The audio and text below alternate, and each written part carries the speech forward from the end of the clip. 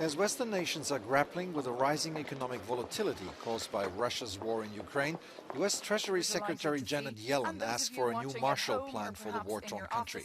Speaking at the Brussels Economic Forum on Tuesday, Yellen voiced concern that the war costs keep mounting despite funding efforts from Western allies. Yellen was in the Belgian capital ahead of a meeting of G7 finance ministers in Germany.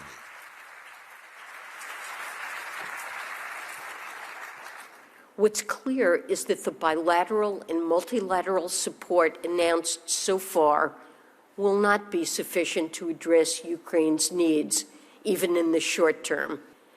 And I sincerely ask all our partners to join us in increasing their financial support to Ukraine. The war in Ukraine has led to worries in the European Union that major policy objectives like the Green Deal could now move to the back burner and slow the transition to a climate-neutral economy. But the European Commission sees the current situation rather as an opportunity to accelerate the transition process. Clearly, when devising the war in Ukraine is not forcing us to change our climate targets, climate neutrality by 2050, 55% emission reduction targets by 2030.